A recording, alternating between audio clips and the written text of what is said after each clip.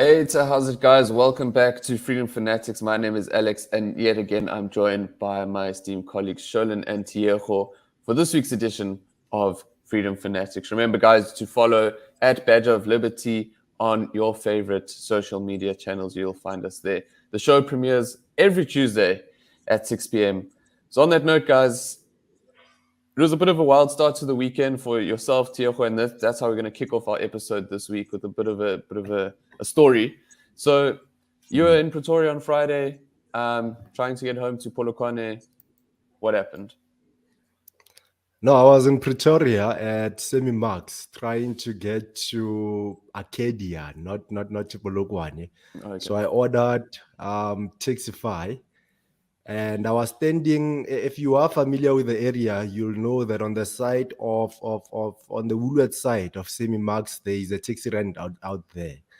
I was standing just by the taxi rank, and when the cab finally arrived, it could not collect me from that spot. The driver had to drive a bit further away from there, simply because he was scared of taxi drivers and metered taxi drivers who have previously, of course, damaged his car for simply making a delivery at one of the ranks. Of course, we know that's illegal, but yeah, it's something that's been happening in the country. I just found that to be quite crazy, especially the fact that people in Pretoria are familiar with this thing, and it's something normal, you know. When I got to my brother's place and told him about the experience, he told me that no, it's a normal thing. Taxify, Uber, and stuff of that nature. Our e-hailing service providers are not allowed to make collections next to taxi ranks because their lives are threatened. I think it's a crazy thing that's happening in the country, and yeah, we should certainly unite as society and try to fight this. Otherwise, there is no free enterprise in our country anymore, and yeah, that would be a disaster for us and our economy. No, exactly. I love that you bring it back to the idea of free enterprise and the impact that it has on the economy, but also on people's livelihoods. And obviously, when we chatted about this issue, you highlighted some previous instances where it's occurred. And obviously, this has been going on for years now. There's been issues in Pretoria, there's been issues in Joburg.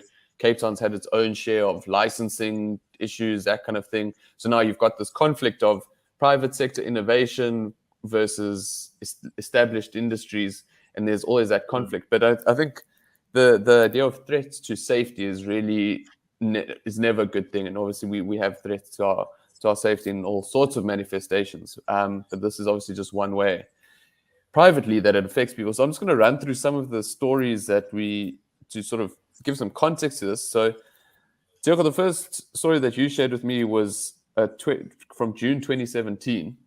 And this was where an Uber driver was set alight in Sunnyside, which I believe is in the Pretoria area. September 2017, 2 Taxify vehicles were set alight again in Pretoria. And the spokesperson for Santaka, which is the South African National Taxi Association, can't remember the entire acronym, and he said that the violence was sparked by unequal competition. And then again in 2018, also in Pretoria, a 21-year-old Siyabonga Nobo was burnt, and he was a Taxify driver. He was burnt in the boot of his car, which is too awful to even comprehend. So, Sholin, I think as Tiogo alluded to, the idea of free enterprise is super important. I mean, how do we draw the line between innovation and working with established businesses? It's just competition. If you have an e-hailing service, it's much more efficient. It's much more with the times. How do we square that circle? How do we make sure that, because it's almost like a mafia thing. You've got my routes, unequal competition, but it's someone's bringing a product that is just more efficient. Yeah, that's exactly true, Alex. And I mean, I said as the taxi violence I think it is an indicator that competition is actually taking place, even though it's between the traditional taxi industry and newer services like Taxify and Bolt and Uber. And one thing we know that is that competition always not always, but competition is a great motivator, encourager for innovation. And unfortunately, in the South African context, innovation tends to struggle a lot around here. And it actually also comes down to the failing role that the government is actually supposed to play in situations like this. Because two crucial roles of the government is to be a mediator of contracts between individuals. It's meant to protect citizens' properties, as well as protecting citizens from criminal activity. And in this very case, I feel like the state is supposed to be a neutral mediator between traditional the taxi industry and newer foreign investors or local e-lailing services that are being produced. And once again, I feel like it's clear that they are failing on all parts, whether it's protecting the newer services like Uber, and as well as making it easier for the traditional taxi industry to do business. Because I have to be honest, I can see it from both sides, as bad as things are. Because at the same time, the taxi industry is struggling when it comes to things like higher petrol prices, which definitely negatively impacts the ease of doing business. And at the same time, safety and security is not being provided for the newer services like Uber. So I think that, yeah, we are in quite a difficult situation right now. Yeah. No, I mean, absolutely. There's so much nuance to it. But I mean, yeah, we've got issues of free enterprise, we've got safety and security, we've got the rule of law and law and order all coupled into one issue. So it's by no means easy. And I think, Tiago, this actually just really highlights why a capable state is so important. You can't look at these things in silos. And I think one thing that struck me when I was going through these articles was that obviously this now goes back 5 years, at least this sort of trail of story of reporting. In 2017, the transport minister was Joe Maswanganyi.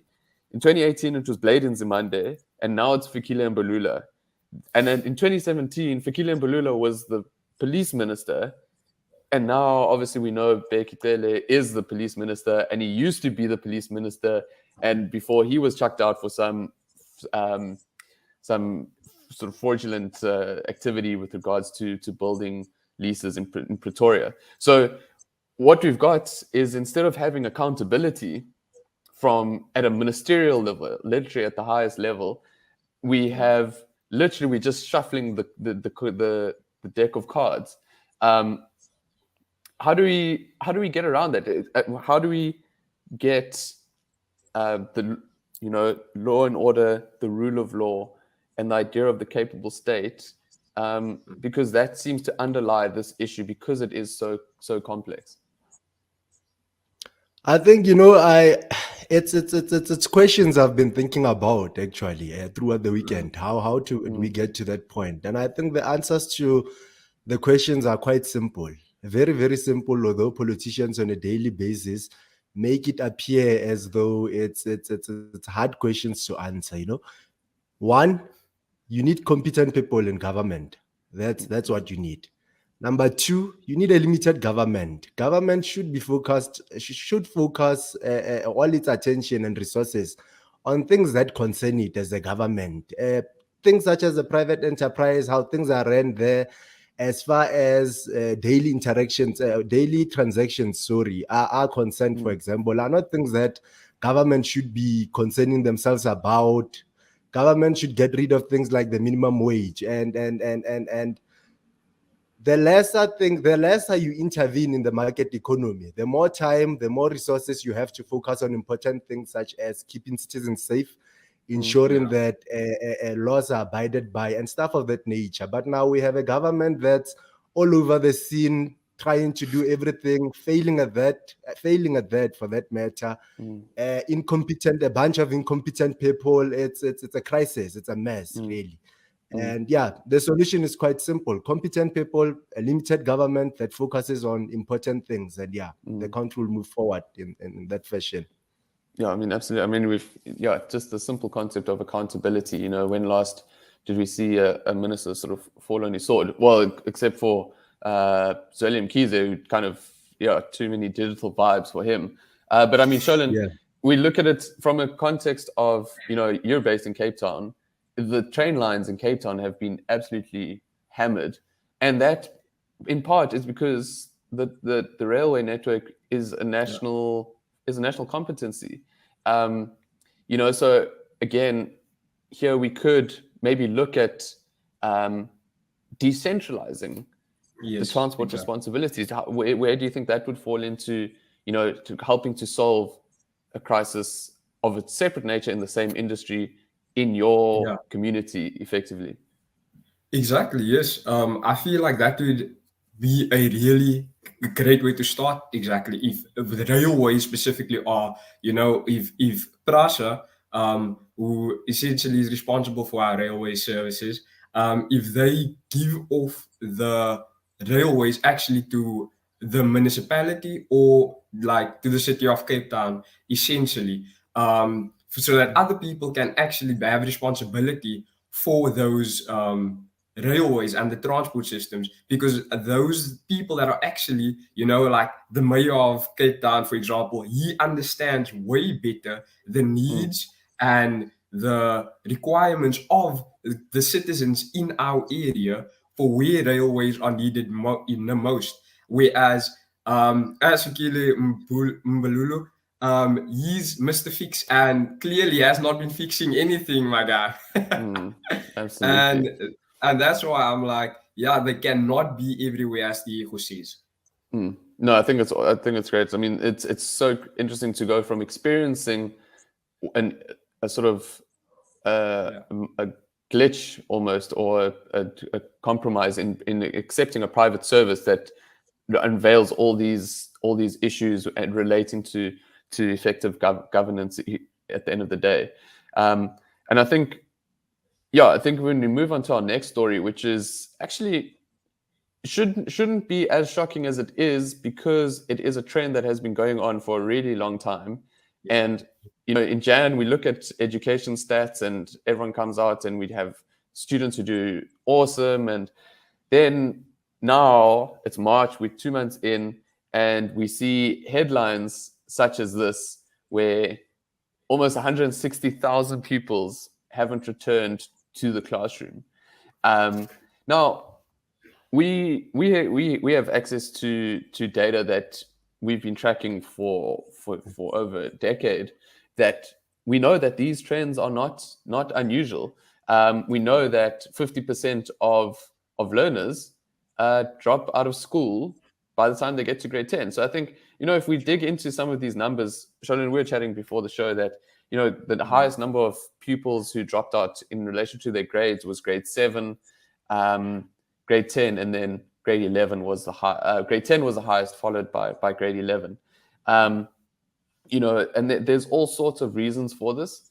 But Sholin, you spoke to some education experts recently, and what clearly money allocation is not the issue. So where do you think the problems lie more broadly then? I think definitely that the problems actually lie at the competence of some of the leaders in our education system, because money in our education system is really not really a problem, because it's one of the highest areas that the South African government actually invests finances into. And when I'm speaking about competence, one person I will look at is our Minister of Education, who is Angie Motshekga. I mean, this lady has been in a position for nearly 13 years. And I have to tell you, I don't know who she blackmailed to be able to keep that job for 13 years and fail at it miserably. It does not make sense. She has not even been able to get the results that's expected for the amount of money that we invest into our education. And that's why we shouldn't be looking when this, I think she's actually a perfect example of cadre deployment, because when she was instilled, it was not because, she was this brilliant intellectual on matters of education. No, that's not what it was about. It was about the loyalty to the ANC, to the party that runs our government. That's the reason why she has been in this position for so long, and that is essentially wrong, because especially in that highlight, in the title of that article, Alex, it's important to note that it specifically refers to public schools that have been failing South Africans, and it does not refer to private schools, because they have been such brilliant performers, and is essentially keeping up our education system single-handedly at this point, if I'm being honest. Absolutely. And we also need to really start breaking down that mentality. When people hear private schools, they immediately think, oh no, this has to be an elite school. We only whites are allowed. Because I can tell you the honest truth, that is not the case. Many private schools actually cater for working class families, for poor communities. And they have actually been the ones who have actually being able to give the best performance when it comes to graduates. Yeah, exactly. And I mean, it's such a great point, because I mean, you look at a business model. Curo runs schools like a business, and now we've chatted about things like Uber, things like Taxify. Taxify doesn't necessarily, like, we're not saying that private enterprise is the holy grail. We know that Taxify has had its own issues. There's safety concerns. There's been recent rape allegations of drivers, that kind of stuff. But obviously, bringing it back into a school sense, there is a gap in the market, and it's being filled by private individuals. And I mean, Tioko, the one thing that was beyond the 160,000 kids who are now sitting at home, who knows what they're doing, and that there's a myriad of reasons why kids haven't returned. But beyond that, there are almost 10,000 teachers teaching posts that haven't been filled. And we've seen issues with placement of medical students to do their community service. They're just left hanging, because that is something that is reliant on the government. So, can we learn from some of the solutions to, dealing with the issue of private enterprise and transport? Can we translate that to education as well? Definitely. Alex, I think from grade 1 to grade 5, I went to a township school in a township called Luwahomu here in Limpopo. I then was transferred to a former Model C school in grade 6 till grade 7. Then I moved to a Kiro school from grade 8 to grade 12. And I can tell you there's a difference between these three schools. The first school I went to, the primary school that was run by government entirely, how it was ran was really nonsensical. It's quite clear that the government is not committed to the education sector of our country. It's not committed to delivering the best quality education. When you compare the first school I went to with Kuro, and taking into consideration the fact that the fees are not that different. There's a difference in the fees, but it's not that much that it should impact the quality of the education so much, But it is the case that Kuro offers a much better quality of education than the primary school I went to, which was run by the government. And so, having experienced both sides of the world, I would argue that we should go the private route and open up the environment as much as possible, more for private enterprises to open up schools and take it in that direction. The voucher, the whole conversation around schooling vouchers, government should give parents vouchers so they can choose schools for their children and everything, can take their children to private schools and everything. That vision should come to life. And I do believe that if it does come to life, there will be a lot of improvements in our education sector, given that currently the government really is not committed to fixing our education system.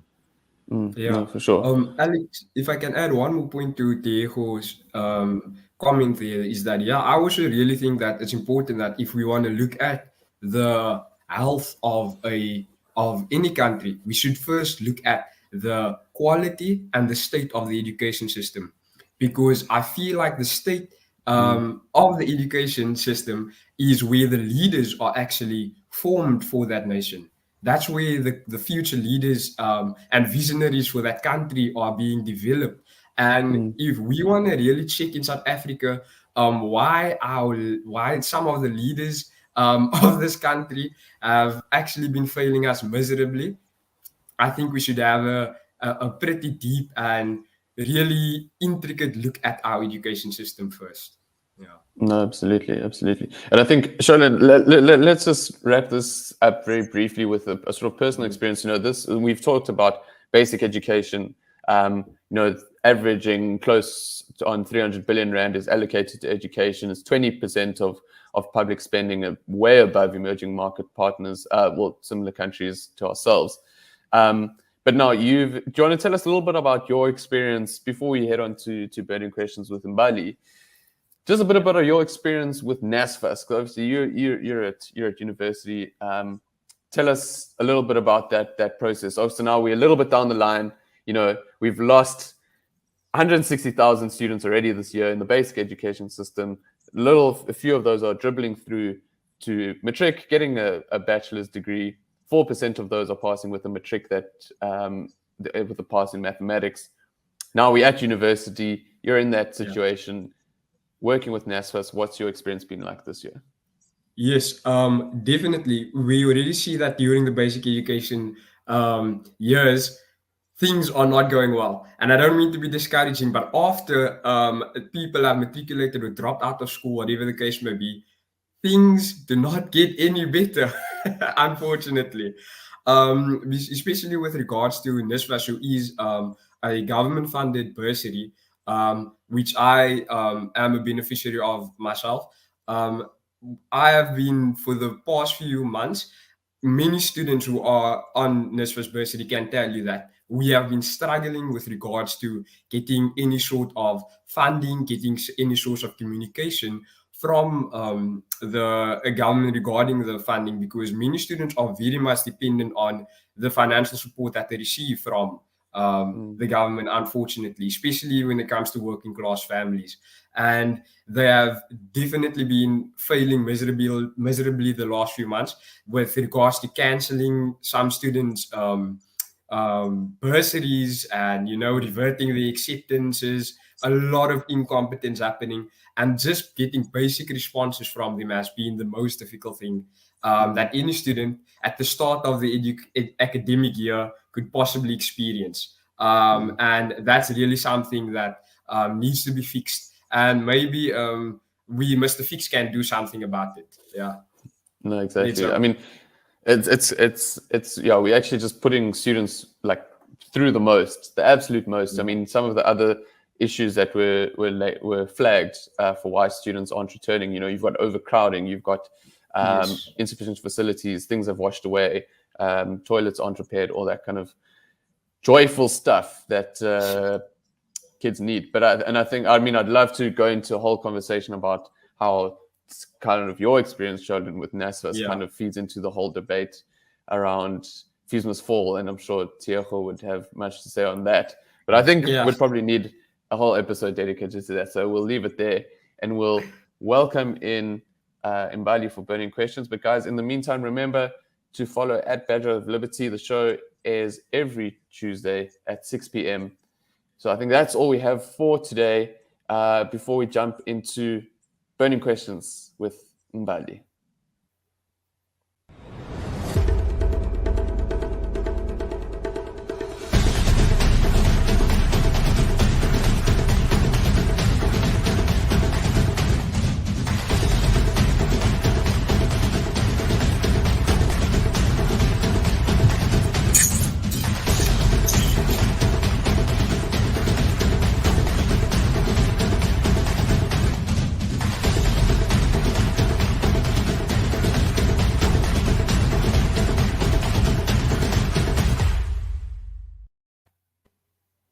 Hello and welcome back to another episode of Hashtag Burning Questions.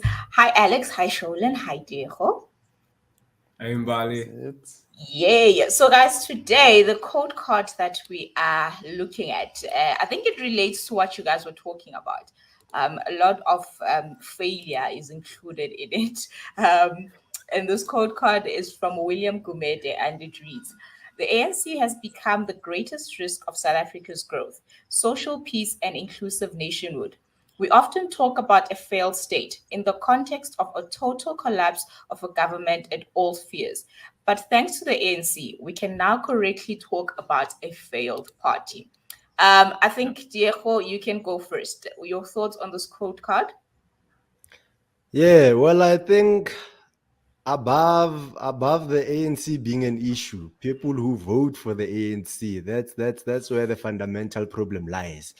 I mean, the ANC is Definitely. a political party. Political parties are born, political parties die. And it's the people who give life to political parties that are really doing nonsensical things in government who are the main issue. So Yeah. whether the ANC is a failed party or not, some of us, or I personally at least, I couldn't care less whether it grows or it Hectic. lessons or what. But yeah, I'm concerned about people who are voting for it, bringing it back into government, despite the many wrong things it keeps on doing. Yeah, definitely. Diego, that sounds very personal. Yeah. Your thoughts are It very, is. Alex, maybe let's come to you before we go to comments of Sholen. no, for sure. I'll touch on the sort of first aspect of that quote, and I think SA's growth, 100%. We've spoken about regressive policies at the Institute. We've spoken at length about the impact to investment that ideas such as expropriation without compensation has, how issues, regulation of private sector businesses to do business through race-based legislation, we know how that damages private enterprise. And I think the thing is that the ANC is a racial nationalist party. And so when you trumpet any sort of racial nationalism, it is going to be exclusive. And so when we all speak about inclusivity and transformation, we all know what that means. And unfortunately, it is to the detriment of the country. And I think, to echo what Diego says, whether parties rise and fall all the time, a failed party probably at this stage is to the benefit of all of us. And I think probably in just maybe a little bit in response to Diego is that, I think there is a large sentiment among our population that a social grant comes from the ANC. And so a lot of people think that, if I don't give them my vote, There goes my grant. there goes my grant. So, Which is tough, but tough times never last. That's the Exactly. that's the gist of it. Maybe let's go to the first comment. The first one is, why is the public afraid of a couple of idiots? Sholen, do you maybe want to answer that for us? Why is the public afraid of a couple of idiots? Firstly, I would like to say that they are definitely idiots. These ANC officials in these high positions, but I think we shouldn't forget the power that they yield. Essentially, because we would not be badgering them and constantly criticizing or making commentary on the actions that they do if they did not have any power. It is very true that they do yield a significant amount of power as the executive of our government, and we cannot ignore that. But I should also highlight that I don't think South Africans are any longer afraid of any leaders in this country, because as the quote card that we have discussed mentions, is that the ANC have become a failed party. And if we just look at the previous elections we've had in this country, for the first time in South Africa's democratic history, the ANC have fell below 50%. And that is going to be a historic moment that has already been a starting moment for our country. Because in our next elections in 2024, we might actually, there's a great possibility for the first time we might see a government that is made up of a coalition of smaller parties instead of the ANC actually running this government. And if anything, that right there is an indication that South Africans are not scared of any idiot that might occupy a position in government. Yeah. Definitely. But there might be that one granny in Seshego who wants to vote for the ANC. I suggest that, the grandkids kidnap the granny for that day so that they don't go vote. Because wow. But okay, let's go to maybe the last comment, which is I think it's very weird. I don't know where this person is coming from, but the comment reads, "This is why we fought the border war, to keep the communist ANC out of South Africa, because we knew what was going to happen, and today we are experiencing the effects of giving South Africa without a fight." I don't know. Diego, maybe you will understand where this person is coming from. Who is he talking about when he says we fought? Obviously, I don't know. Maybe you don't know him personally, but what do you think he was talking to? Well, yeah, I think context is everything.